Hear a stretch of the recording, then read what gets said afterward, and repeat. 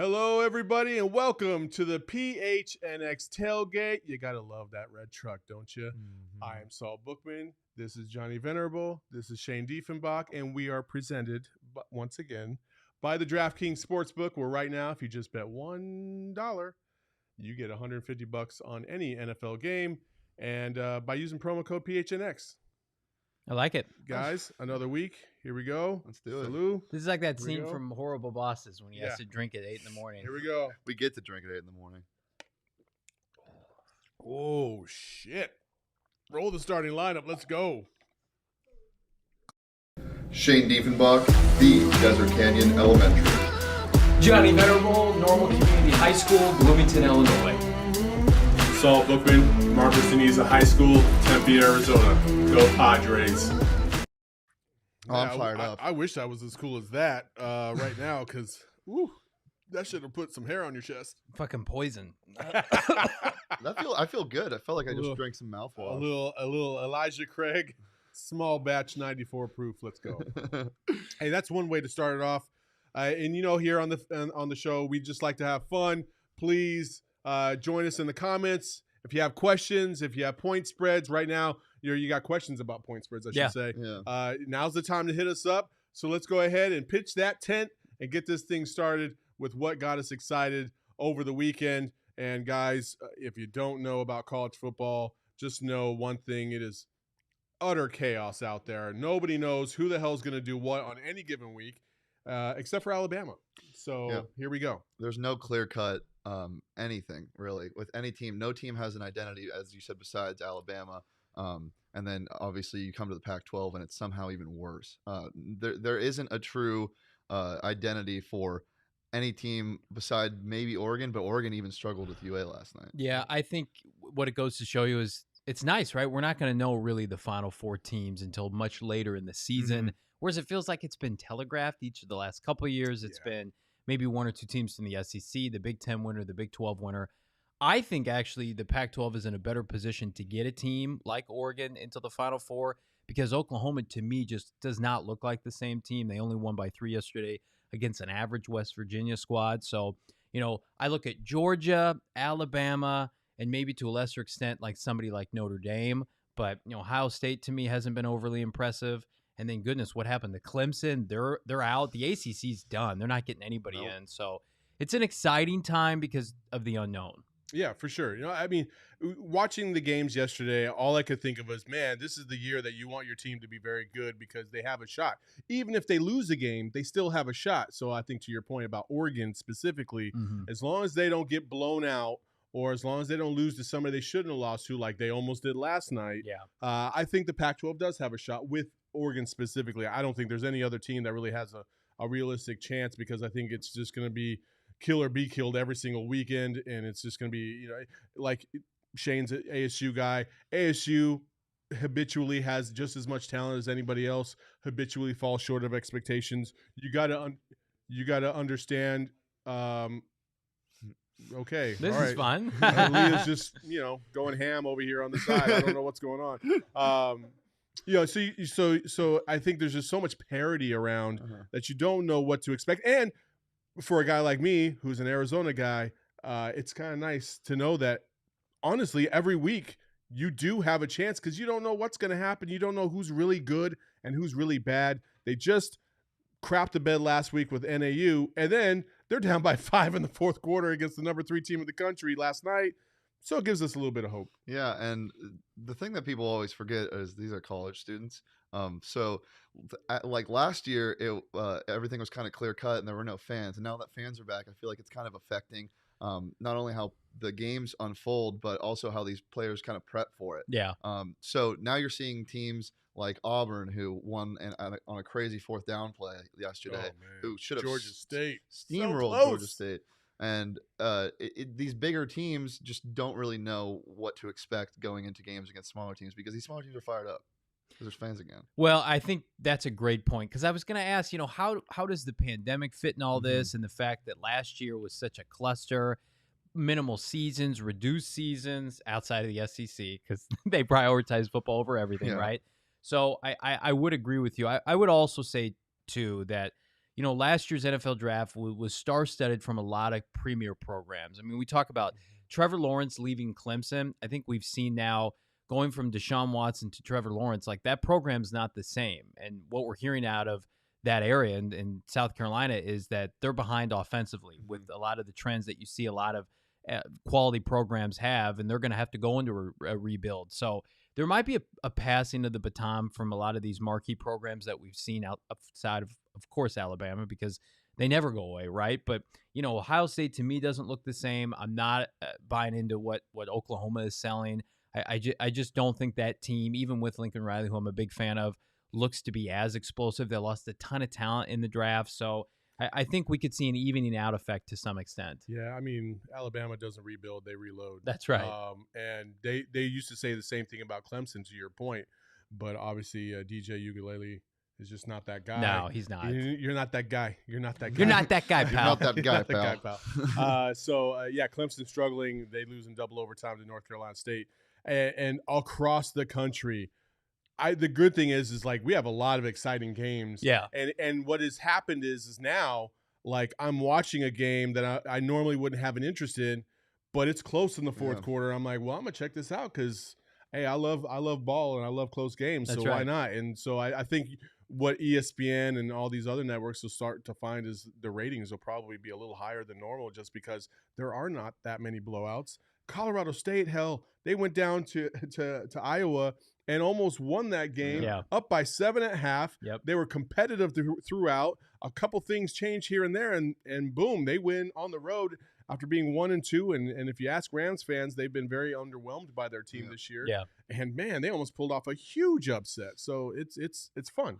I think the country is numb to Bama, Clemson. I think we want to see some new teams get into that Final Four. Yes, for sure. I'm in agreement of that. And again, it's going to be the Blue Bloods, right? It's going to be Penn State. They're going to be in the mix. We'll see what happens with Notre Dame. I think they've had a very good start to the season. So it's not like we're going to get a Fresno in the Final Four, but just some parity as opposed to what we've seen. And I think it starts with Oregon.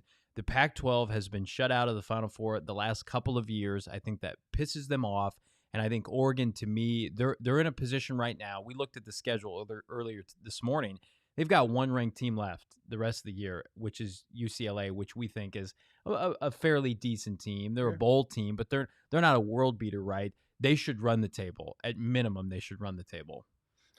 I want to go back to that Clemson game for 1 second because I saw what I thought was a really lazy take on Twitter from one of the Barstool pages. NC State had a chance to win that game with a field goal at the end, and they missed, and they went into overtime, and they ended up winning. But the tweet basically said, I don't understand how you can, like, in today's college football, you can have a kicker that just misses kicks. You're in the middle, blah, blah, blah. And to me, that the same argument can be said for a quarterback that's inept, a running back that misses holes. Yeah. And I've always hated that. I mean, trust me, I'm the first person to say I hate kickers. When a game comes down to a foot, it pisses me off. But that is such a lazy argument to me that, go ahead. Clemson's point total in the first 4 games this season, they scored 3 week 1 against Georgia. They scored 49 against South Carolina State, which is an outlier game. They scored 14 against Georgia Tech last week, and then 21 yesterday. Offensively, they're inept right now. That's in the ACC. So that to me is the biggest, really kind of pivot point of this young college football season is how far they've fallen off. Absolutely. Again, the excitement of college football has been captivating, obviously, every single weekend. And if you have a team that's undefeated right now, you have just as good as any of a shot as anybody else in the country. That's even like a team like BYU, who's beat 3 Pac-12 teams. They got a couple more Pac-12 teams on the schedule later on this year, I believe, including USC. And BYU, if they run the table, they have a legit shot to be in the playoff, even though I don't think they're as good as the top teams in the nation. But, hey, You beat who you play, take care of business, you have a chance. This is the 1 year where you have a shot. Speaking of fun and exciting, the Ryder Cup has been going on also. Yeah. And I know this is a tailgate, but hell, if you've been out there to Whistling Straits and heard the crowds, it's a damn tailgate out there. Yeah. It's almost like the Waste Management Open all over again. Yeah. It's been fun to watch. And we got a little video yesterday of one Justin Thomas and Berger out there. And they get thrown a couple beers, fellas. And if you're not hyped up about the Ryder Cup after watching this and watching how these players have embraced the crowd, embraced the enthusiasm, embraced the brotherhood of being on the Ryder Cup, and embrace being part of a USA team. Yeah, it's been awesome. They're having this national pride for a sport that hasn't seen it, a lot. Obviously, the Ryder Cup happens every year, but the thing that I really enjoy about this is it wasn't after like a round, or this was before, I believe, his first tee shot. Or one of his tee shots. Well, these two actually did not play in the later in the day, so that's why they shocked. Still on the beer. Electric though, because Justin Thomas shocking a beer and then going off and teeing off the first tee would be something for sure. But fun images right there. You gotta love how the fans just went crazy after that. And what's more American than chugging a beer, fellas? That's right. Which leads us to survey says. Cheers to that. Here we go. Cheers. I don't think I'm going to chug it. Oh, yeah. I have to be coherent for Cardinals postgame today, or Cheerson's going to kill me. Yeah, likewise, which I will be filling in for that today. Yes, we're excited to have Saul on board. Frank Sanders is out somewhere in the middle of Alabama, probably wanting to punch somebody in the face after Auburn's performance last night, but, we'll see. Anyway, that's when we bring in Leah, where she will bring in our producer, Leah, where she brings in herself and talks. It gives us some things to think about or argue about. Yeah, for sure. All right. Since the Cardinals are playing the Jacksonville Jaguars today, the subject of these questions are going to do with Jaguars and the city of Jacksonville. Oh, bless you, Leah. I like it. Love Florida. Even with a hungover brain, it still works. For sure. Let's do it. Thank you. All right. The Jaguar is the third largest of the big cats. What are the first and second largest? Tiger and Lion. Yeah, Tiger and Lion. They just renewed Tiger King for a second season on Netflix, so I think this is very appropriate. Tiger and Lion, across the board. Has to be. Well done.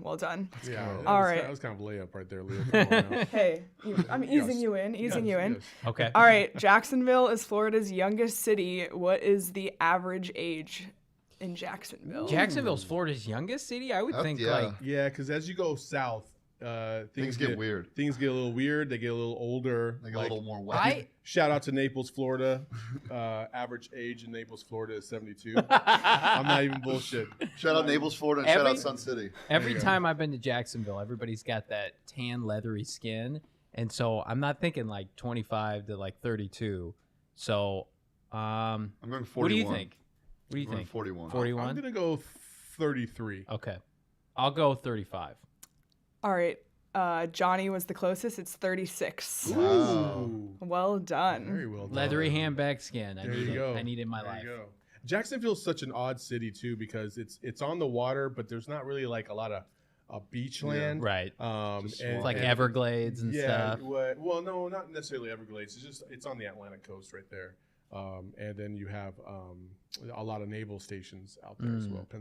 Jacksonville, NAS out there. So Swamp Thing. Yeah, just odd. Jacksonville's just an odd city. The fact that they put an NFL franchise in Jacksonville is still to this day like, what? Florida's just weird in general. I feel like that they'll end up in Europe at some point. Whenever they can pull off those logistics, Shad Khan will move that team to Europe. Yeah, that's true. I forgot that Shad Khan. Yeah, if they ever expand there, that'll be the franchise. If they were going to move the Jaguars to any other city outside of Europe, what other city in the United States deserves an NFL franchise?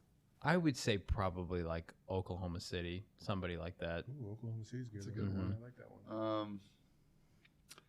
I don't know. Maybe Oregon. Somewhere in Oregon. That's a great one too. Yeah, maybe Portland. Put Jags in the NFC West, please God, and get fucking Seattle and the LA Rams out of the division. Yeah, let's get the Jags. This is so off topic, but I was listening to the Mina Kimes podcast this morning, and she talked about the Rams, and then she said Jalen Ramsey, and I never realized it's Rams Ramsey. I just kind of Oh my popped in my gosh. head. Get out of here. There What's has the to be a next nickname question? there. I actually thought it would maybe be Salt Lake City or That's a great you one. know Oh, what? that's a really You know good what? You know what state deserves some professional love? It is absolutely New Mexico. Put one in Albuquerque. I bet they would go crazy Hey, for some so NFL football. Let's relax just a little bit. Maybe Breaking Bad, That get first outta shot here. that first shot was a lot for Santa you. Fe, shout out. The 502. It's like, what's happening? Just to plug, Jacksonville is the most populous city in Florida. So there's a little What? fun fact. Really? Yeah. You want to go to Jacksonville, But boys? why? And the largest city by area in the contiguous United States. Oh my gosh. So don't go hating. I was gonna make a COVID joke, but I won't. do it. Oh my gosh. I mean, Florida in general is like just, ugh. It's Yeah. just the armpit of. There's a America. lot going on. It's I lived in Pensacola for like 3 Oh. years, and let me tell you, that place. If it weren't for the beach, nobody should ever live there. Yeah. Yeah, I spent a week in Miami with some friends a couple months ago, and that was more than enough time. We should organize a PHNX gathering in Florida. Let's. Oh, I don't know. God. That, Florida. that sounds great. I'm sure we play the Dolphins soon. Yeah. Let's do it. Let's do it. On location. All right, last question, and this is probably going to be easy because you guys know your football, but what year did the Jacksonville Jaguars enter the NFL as an expansion team? 1995, What was the other team that entered? Carolina Panthers. Look at that. So come on. Come on, baby. Let's go. Let's go. You think we're screwing around on this show? We know our We stuff. know our shit. That's right. Let's go. DraftKings. America's fucking top-rated sports book. Speaking of which, That was one of the cleanest transitions. It was. Speaking of which, yes, that was a clean transition. And we'll go ahead and start that transition into the DraftKings Sportsbook app by saying if you just download the DraftKings Sportsbook app and put in promo code PHNX and place just $1 on any football game, you're going to get $150 back just like that. To use on any wager, you should so please. Last night, I completely had Oh my god. Oh, this is hilarious. Oh my god. comical error. I'm still getting adjusted to all this and still, learning. And I thought that it was plus 950 for Arizona to cover the spread in the first half against Oregon. We have the text messages to prove it. Yes, I was sitting there. I was like, and I even gave that as my lock. And I was like, oh yes, this is easy money right here. Let's go. And I was right. They did cover the first half spread. Yeah. You did. However, Johnny Fatfingers right here decided to click the money line button instead of the odds. And I ended up taking the money line, which they did not cover. They were losing by 14.5. To be fair, on the Sun show, you said when you were talking about the spread as your DraftKings pick of the week, I heard you say plus 950 to cover the spread. And I thought you just misspoke, so I didn't correct you. So I could have saved that right there. Shane, I know. you rat bastard. Yeah, basically. Yeah. But one thing that is really cool on the sportsbook app for DraftKings is I just put in a really juicy, as Johnny would say, a tasty nugget. A tasty prop nugget. Same tasty prop nugget. A same game parlay on the Cardinals. Ooh. A couple under receiving yards for some Jaguars players. As you said, the Jaguars don't have their full cornerback roster playing today. Mhm. So I took Kyler Murray over. Wait. Are you getting into No. prop luck? I'm all saying right. same game parlays. So Gotcha. they all combine for some juicy. Gotcha. You're sprinkling in nuggets. just Yeah. additional. There it is. Yeah. There it Yeah, is. same game parlays are great. Beautiful. Yeah. Beautiful. Well, hey, again, $1 bet, and then you get $150 just like that from the DraftKings Sportsbook app by using promo code PHNX. 21 and over, Arizona only. Gambling problem? Call 1-800-NEXT-STEP. New customers only. Minimum $5 deposit. And a $1 wager is required. Eligibility restrictions apply. See DraftKings.com/sportsbook for details. And with that, let's go tap that app. Tap that out, Get baby. it. There we go. You gotta love the graphic. That's I so love the cool. graphic. And I can't wait until we get our sports bar up and running because that is coming, folks. Mhm. We are gonna get a sports bar, And once we get this sports bar, We'll take a shot in proper this form. Yo, in a this shit is sports going to be bar. lit. I Get will outta tell you here. that much. Speaking right of now. proper, I'll bring some proper 12 next time we can fight after the show. Proper 12, huh? All right. Was it McGregor, right? Yeah. Yeah, What we'll have to do is we'll have to go to the bar on a Saturday night and then just power through until our Sunday Oh my show. God. Jesus. That'd be electric. Jesus. That would be Man. electric. All My right. family would be like, "Where are you?" I'm just working late. I was just working late. All right. I'll be home in the afternoon. I'm Hopefully. swamped. Hopefully. You might have to come pick me Working overtime. up. Anyway, so we'll get into prop, lock, and drop it, where we pick our props, we pick our locks, and then we figure out who the hell we don't want to touch all day. So we're going to start with the props. Johnny, kick it off. Ooh, Chase Edmonds, Arizona Cardinal running back, grossly underutilized, folks. 5.5 yards per carry, roughly 5.4. He is plus 1,000 to be the first scorer and the last scorer today against the Jacksonville Jaguars. I think the Cardinals take a rather conservative approach against Jacksonville. The right tackle, Kelvin Beachum, is out. He's inactive for the 10 a.m. kickoff. I think he gets in the end zone, so you could sprinkle $10 on the front end or the back end and feel pretty good about your chances. So he's plus 1,000 to score the first touchdown, and he's also plus 1,000 to score the last touchdown. Correct. Got that. Love that. My prop is in the same game for basically the same reason. As I mentioned, the secondary for the Jaguars is depleted. That team is just a little bit sorry, and Kyler Murray is very good at playing the sport. So I got Kyler Murray over 279 passing yards. I think that is pretty easy. I mean, Might hit that by halftime. Yeah, D-Hop is active, Yep. so that's my prop for today. I have a couple props today. Ooh, One, if you props want to get walking crazy, I got the Cardinals plus 6,000. Woo! We're going to make some money today, baby. Oh, For God. $10 and get 610 back if they should get a safety to start off the game. Let's go. Does that mean like on the kickoff return or the first play from scrimmage? It That just means has to be the first points. the first score. The first score. So Chandler Jones like strip sack, and then Trevor's fumbling in the end Trevor, zone. maybe and he Trevor's falls looking on at it, himself on the scoreboard, like fixing his hair. checking out his hair. Yeah. Hopefully, You know, he's depressed by Clemson's loss yesterday. And Yeah. just Well, hopefully Again. he plays bad. I don't want him to be depressed. Okay. Yeah. Yeah. That's- Let's just put you that know what way. I mean. I know. He's down in the dumps a little bit. Yeah, you he's know what I just mean? sad football sad. But, you know, I think this all hinges on whether the Jaguars get the ball to start the game or not. Because if the Cardinals get Cardinals the are ball, scoring. they're going to score. Yeah, and I feel correct, like, correct. Okay. So, but hey, $10 and you can use some of that free 150. Why not? You Yeah. might as well do it. And then the more serious of the two. Yeah. I have Miami at Oakland, total sack number 3.5. So They brought the team back to Oakland. yeah, I'm sorry, Miami at Las Vegas. I do that weekly. He does that once a week on our show. Shane makes me feel like shit about it. Hey, Shane, Yeah. come on, man. Miami at Vegas, and the sacks are a plus 135 for over 4.5. And with a second string quarterback in Miami, Oakland's defense has been playing very well. Yeah. Max Crosby, Yannick Ngakoue have been flying at the quarterbacks. I absolutely love this bet. I think it's Brett Hundley, former It's almost Arizona a- Cardinal, about to take a beating. yeah. it's almost a lock. So I like It's a tasty this. nugget for sure. Now this is combined sacks. It doesn't Yeah. have to just be the Raiders. Yeah. I almost said Oakland again. It doesn't have to just be the Raiders. It's combined sacks. So that's Miami getting a couple, the Raiders getting a couple, and you're set. I like that plus 135. I like I'll that take bet a all lot. day. Yeah, I think it's going to be an ugly game. I think Vegas is feeling themselves a little bit. Miami's off a really bad loss. I could see like 6-7 sacks in that game. I think this is the game, which unfortunately for me, because I love Derek Carr, I think this is the game where Derek Carr does his thing, where he has two really good games and then shows us why he's Derek Carr. Right. Super talented. But it's in Vegas.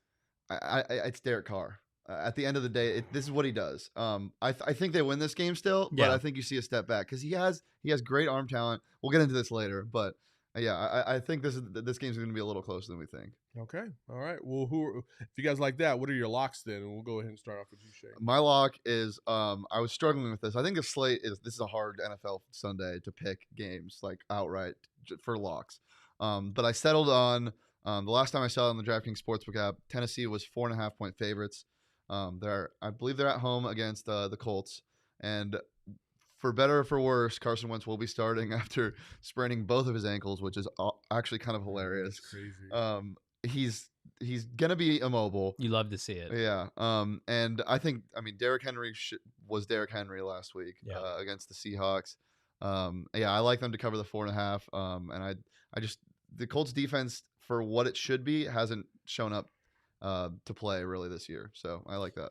I'm going to double down on our show, Lock of the Week, from our PHNX Daily Bet show that Shane and I host. Monday through Friday, 12 p.m. That's right, on Friday. This line's actually gone down, and I had it +3. It's now, -3. It's now -2.5. New England hosting Jameis and the New Orleans Saints, who I think are big-time frauds. They had that first week outlier against Green Bay. Jameis, they've been living. I said this Friday. Jameis has been shacking up in a Radisson Inn. They have not been able to go back to New Orleans.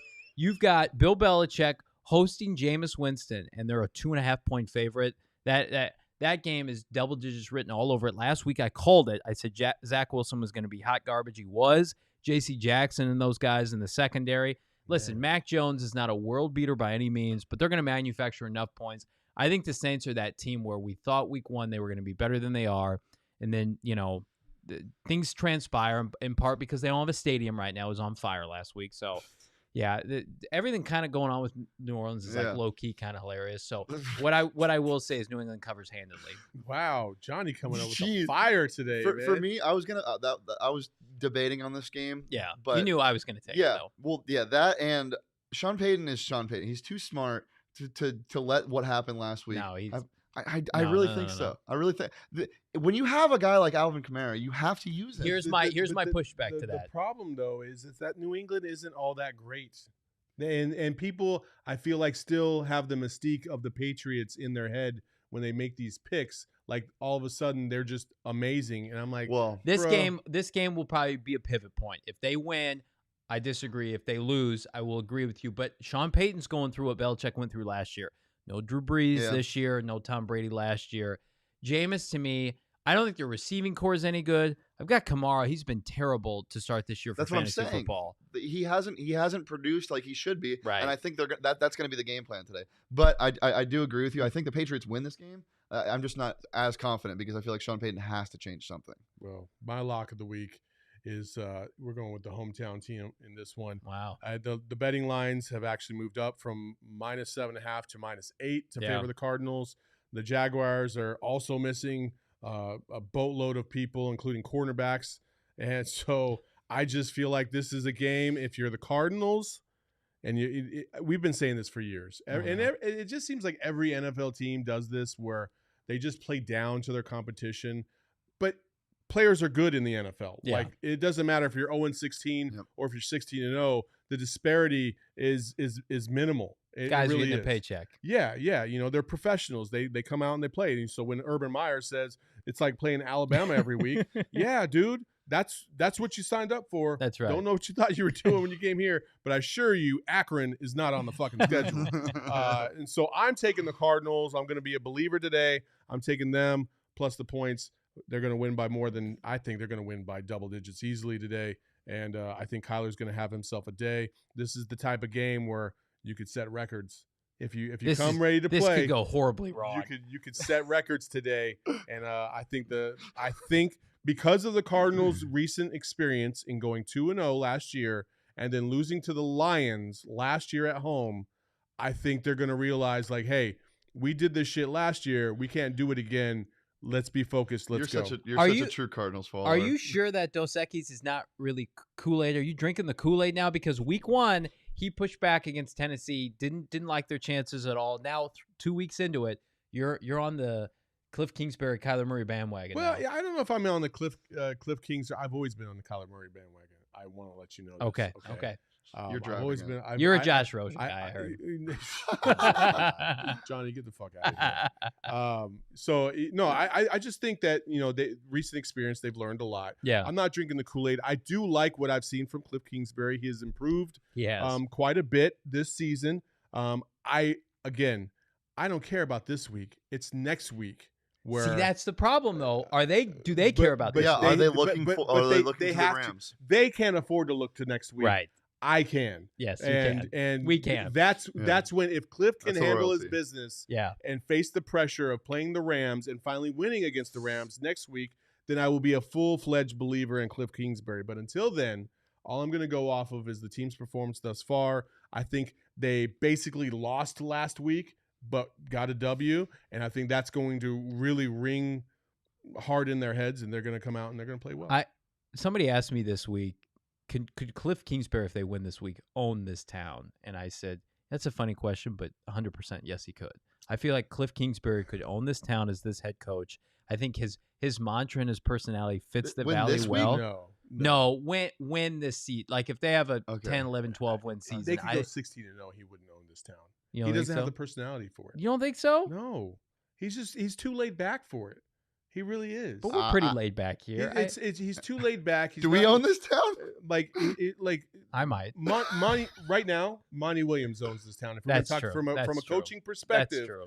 It's Monty's town. But I see Cliff and his Monty loafers got his team to the NBA and his finals. skinny jeans, and I just feel like Cliff does fit well off the field for this town.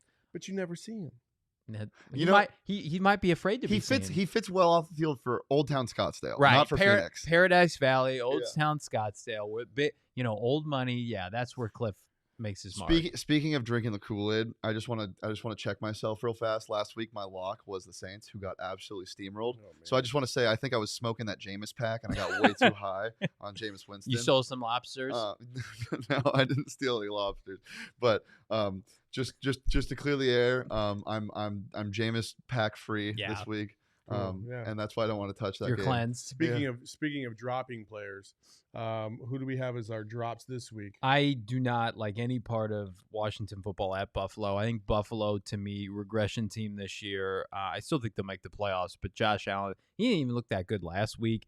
And then Washington football team, no quarterback with Ryan Fitzpatrick, Tyler Hinkey. When's their defense going to show up? This game could either be a blowout, it could be close. To me, it's not. Bold take there. Yeah, it could be a blowout or it could be close. Get the hell out of here. One of these two I'm is telling going to happen. you, just not to. I don't have a good feel about this game one way or the other. I host a gambling show. I think you should trust me. Whoa! You host it? I co-host it. Okay, yeah. Who reads those motherfucking DraftKings ads? Really I offer to read the It's reads. very like Mama just got slapped at the dinner table kind of vibe right here. I don't like being in the middle of this. This is a one-income family, damn it. Stay away. Long story short, stay away from Washington at Buffalo. No good can come. Hey, from there's it. a reason why we're drinking Dos Equis and not Taylor Heineke's. He's not that great of a quarterback. Wow. Yeah, thanks. Was there a quarterback named Dos Equis? No, but Heineke. I'm sorry. I'm still That's Give- terrible. bad. Give us your drop. My drop is let me get my handy notebook. The Falcons and Giants. That game can go either way. The Falcons have so much talent. Russell Gage isn't playing, but Kyle Pitts has looked pretty good. Matt Ryan is still Matt Ryan. I don't know why he gets so much shit. He's a great quarterback. Yeah. And their defense has some talented pieces, but they just haven't been able to put it together for the last couple of years. And this Giants team, Daniel Jones is like a top 5 quarterback in fantasy right now, but he's Daniel Jones. Like he has to come down to earth soon. Their offensive line has been playing out of their mind for what it is. Like they protected him like crazy against WFT last week. I think at some point, one of these teams is going to kind of figure out who they are, and they kind of meet in the middle. So the Giants are playing high, the Falcons are playing low. I think they meet in the middle, and we see a weird game today. Somebody's season ends today. Yeah. That's the kind of the fun for part. sure, That's for sure. hilarious. Yeah, for sure. You mentioned a single income family. I always tell Estella, I would be more than happy to be a single income family. I'll stay my ass at home for sure. Absolutely, and take care of the dog. She's a Cowboys fan, unfortunately, and that's the drop that I have this week. I'm not touching the Cowboys on Monday night against the Philadelphia Eagles for whatever reason. I feel something from Philadelphia. I feel like I like Hurts. Yeah. And I like what he's been doing so far. Mhm. I like how they've kind of incorporated him into the system and kind of, it's been a slow build, and they're not asking him to do too much, but he's got some talent. Yeah, and that's for sure. undeniable. And I think now against Monday night against the Cowboys, those two obviously notoriously rivals. I think it's going to be a very close game. I like Philadelphia in that game, ironically enough. Wow. Okay. And so maybe that's just my That's in- Cowboys hatred. But It's in Dallas, right? it is Yeah, in but Dallas. they have no home field advantage. Yeah. It almost They really feels like don't. it's a moot point. If Philly wins this game, I think they not only make the playoffs, I think they might win 9 or 10 games this year. Yeah. If Philly can win this game against the Cowboys, it's going to give them so much confidence. I thought they were going to win last week. Jalen Hurts has been awesome. Yep. They lost Brandon Graham. They Yeah. lost the Brandon Brooks, their best guard, but I agree. I think a team speed standpoint with Devontae Smith, Jalen Reagor, they look much better. They screwed around against the Niners. They had a lead at halftime, but they should have been up double digits. That's a bad loss, or excuse me, it's a good loss. It's a moral victory for them, a team that is rebuilding. Dallas, to me, was lucky they beat the Chargers, and I'm just not a buyer of them defensively. That'll probably be a last possession game on Monday night. I think so too. I'm actually very shocked that they went in and beat the Chargers in LA because I'm a big Herbert, Justin Herbert. I always want to call him Justin Clements for whatever damn reason. Justin Herbert fan. I'm a Herbert guy also, but that matchup Herbert. to me, I just didn't like it. The Cowboys put up so many points, and they weren't able to put up that many points, but they Ironically enough, this is back-to-back weeks I picked against the Cowboys, so you probably should just go ahead and take the Cowboys on Monday night. How do you think, not a quick transition, but how do you think Miami feels? Tua goes on IR this week. Justin Herbert, they passed on him. That is something that sets you back as a franchise for decades. Watching Herbert specifically last year, I was kind of iffy on him as well. And then they played, I believe it was a Monday Night Football game against the Saints, and he made some throws that I was like, Jesus, what? Like 60 yards on a rope. Yeah, he's got a cannon. He's got a ridiculous arm, and so I've been a believer in Justin Herbert. I think the Chargers are in very good hands. Almost said San Diego are in very good hands with him at the fold for sure. Yeah, I think the most exemplary display of him being a good young quarterback was in, I think, week 1 this year, and last year he was doing this a lot. What he does every single play is he goes through his reads. You can see every single play he tries to make the best decision, and it sounds simple, but no young quarterbacks in the NFL do that right out of the gate, and he's been doing that since he came in. I lived in Eugene for 3 years, and I was there in March of 2020. The last pro day they got before the pandemic started was the Oregon pro day. It was his pro day. I got to go and hang out and watch from the outskirts behind the fence. And the way the football comes off his hands is just, you hear it in the air. And then you watch Tua, and it's like a poor man's Tyrod Taylor. Oh, that is a bad one. And you just feel for Dolphin fans, because I think the quintessential approach going into that draft was they have to draft Tua. Yeah. You can't take Herbert. Sure. You got to take Tua. And they took him, and none of us ripped him for it. And now it's just like, hey, you just made the wrong decision, right? And what do you think happens if Tua doesn't get hurt? Like, not this year, but in college? Or I don't think that it really affects his arm strength, though. Burrow, being from Ohio, I think he was destined to go number 1 anyway. I think it played out exactly how it would have played out otherwise. I'm talking his NFL production, because I think it did do something to his mental. I think it. I really think it did. Maybe I think physically he's a little bit more confident to run out of the pocket and do things, but he's not as gifted as Herbert, though. No. And even if you watch him in college, you're not like, oh my God, look at this speed. He's not. That wasn't a physically impressive the thing was how accurate he was, and that always scares me. If that is the number one thing you're saying out of college quarterback. Jalen Waddle, Devontae Smith, CeeDee Lamb, and who was the other one? They had 4 top 15 wide receivers on their roster at University of Alabama when he was there. Justin Herbert played with no first or second or third round skill players and Henry Ruggs. So they played in major conferences, but it just goes to show you. I mean, Mac Jones is better than Tua right now. Who's the man, take me back. Jets quarterback, played under Herm Edwards. Mark Sanchez. Went to Marshall with Randy Moss. Chad Pennington. Chad Pennington. That's who Tua reminds me of. Yeah. Chad Pennington didn't have a laser arm, very accurate in the mid to short range, but couldn't really do much else. Wasn't really a mobile quarterback. Tua's got a little bit more mobility. Watching him last year against the Cardinals, same thing. Was very accurate. He knew how to create a little bit more space in the pocket or a little bit outside the pocket, but overall I wasn't like, damn, this dude is good. I feel like if things clear up in Houston, I think Watson ends up in Miami, and I think Tua gets shipped off to Houston. Right now, I know, but that to me, Watson for sure. I feel like they're gonna make a move to try to get an upgrade Miami, because it's just not good enough. Like, if you're Brian Flores, I think he's an up and coming, ascending elite head coach. They won with freaking special teams and defense last year. They won 10 games.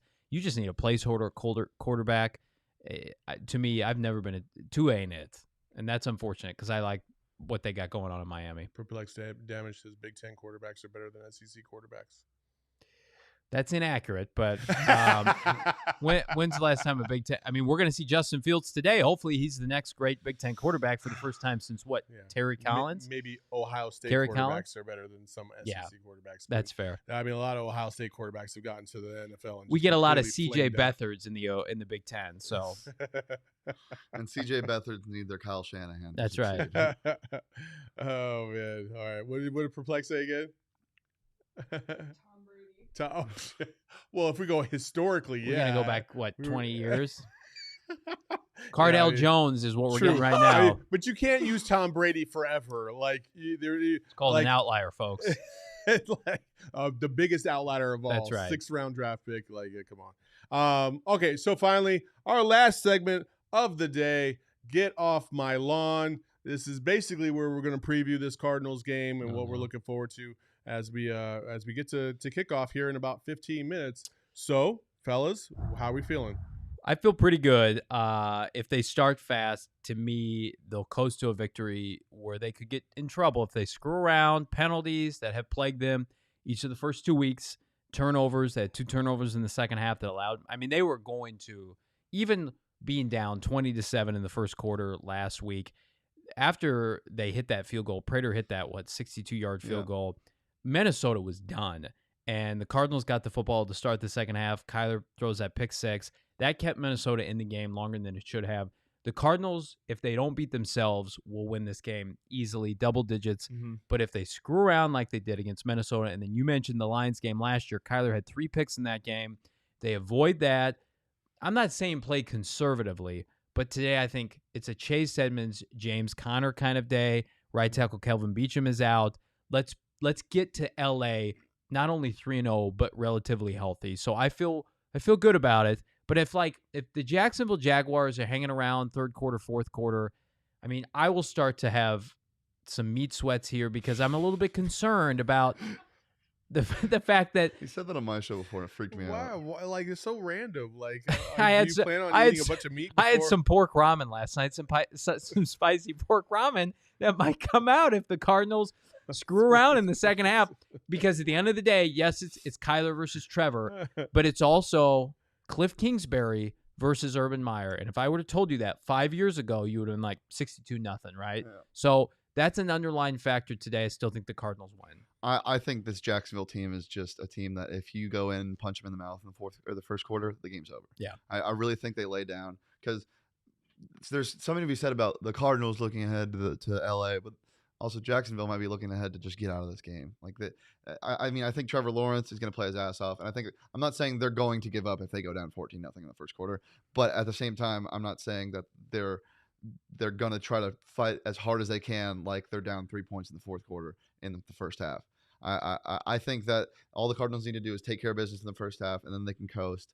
And I think they win this game by double digits. Well, I share your enthusiasm. I do believe that they're going to win by double digits. I think it's going to be a little closer in the first half than people think it's going to be. Trevor Lawrence hasn't had a good season. He has more interceptions than touchdown passes so far this year. I really like Trevor Lawrence. I hope, my biggest fear is that Urban Meyer is in way over his head, and he's going to destroy Trevor Lawrence before Trevor Lawrence even gets a chance to get going. Yeah. But I think today Trevor Lawrence will have a pretty good game from all accounts. Mm-hmm. I'm looking for 2 things. I think we're going to call this one of 2 games. The J.J. Watt game. Oh, nice. Or the Rondale Moore game. Nice. I think those are the 2 that stick out to me right now. I like both J.J. of those Watt things. is due. He's due to have a decent game or at least have a couple sacks. And Rondale Moore, he's on the come up. Everybody knows it, especially when you get to the fantasy football, free agency wire. Like he's gone in a lot of leagues. And I think Rondale Moore, this is a game that's set up for him to dominate easily. So if those 2 things happen or one of those 2 things happen, I'm going to be pretty happy. And I think that the Cardinals will win by double digits. J.J. Watt, just seeing that Jaguar, hopefully will just inspire him to just go off like he used to in Houston, because they were relatively bad last week. The front 7 was atrocious. Terrible, tackling especially in the first half. Dalvin Cook. And so I think James Robinson could have a rough day. Just, Vance Joseph getting those guys going this week. But I'm with you.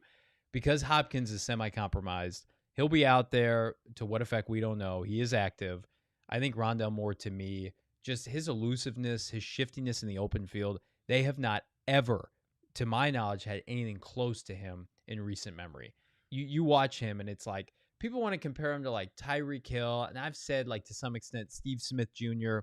I'm going to keep going with this. It's kind of a mix between Tyler Lockett and Tyreek Hill. Yes, and I would say Definitely. with the ball in his hands, like you watch him, and I had a chance to watch him live last week. It's like Darren Sproles. If it's like the former Kansas State running back, Darren Sproles, but with receiving skills.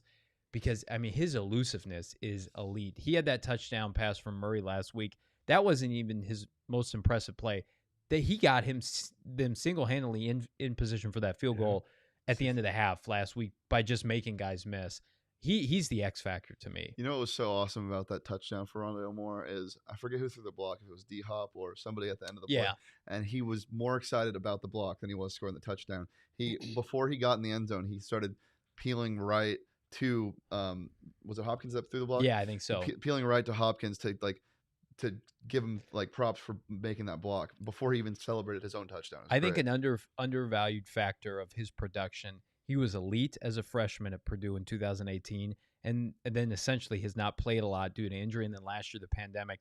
He's got fresh legs. He might have legs of a 19-year-old right now. So you worry about workload because he's only 5'7", and it's like, can he get through a whole season? I think right now he's in a better position to do that because he did not have the wear and tear of a college football season last year. Well, I mean, great points. Again, I think the same thing. I love Rondale Moore. I love what he's been bringing to the team, especially so far in the season. A lot of hype coming in about him, but there was a lot of hype coming in about Andy Isabella. And some things just don't work out. And some things just don't work out at all. And there was a couple other receivers in that draft class like Keyshawn Butler and man, I even forget the other one. Was it Hakeem Butler and Keyshawn Johnson. Hakeem Butler. Oh man, I really had high hopes on Hakeem Butler. We got good mojo with Frank being on our show. Second round Cardinal receivers, then we get Rondale Moore. So big pickup for Cardinals, big pickup for PHNX. Yeah. Go ahead. What you said about the fantasy thing, I'm sure he's gone in all of the leagues that you guys are in. But if you have him on your bench, I would start Rondale Moore today, 100%. There you go. That's my pick. Do you guys have any fantasy guys you like today? Any matchups? Hollywood Brown to me has had a revitalization of his career. I think I saw some stat like he's over 10 plus points consistently dating back to like midseason last year when he plays. Injuries have been a concern. He's actually somebody. He's best friends with Kyler Murray. He's actually somebody I thought if Baltimore were to pivot off of, maybe the Cardinals would be interested in a trade, but right now he's one of the most productive. So I'll go Hollywood Brown with Baltimore. I have Noah Fant against the Jets today for the Broncos. I love me some Noah Fant. Noah Fant today. I like him. Shout out to our Denver peeps. Also, like this shirt right here, No Coast Bias. I kind of love it. It's from the DMVR. Wow, look at you. Yeah, man. I figured I'd do that because it kind of applies to us too. Yeah, we're not on the coast and we're in the Southwest, and people think that the West Coast and the East Coast is only where it's at, and it's not. I have Midwestern roots, but I love the West Coast, but I love parts of the East Coast. Just everybody love everybody. There you go. Everybody love everybody. There it is.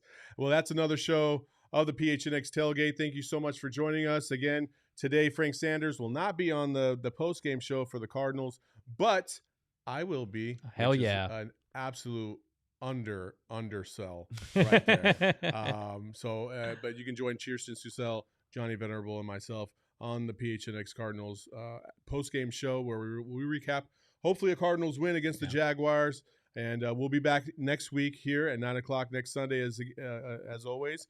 Thank you so much for joining us, and until next time, see you.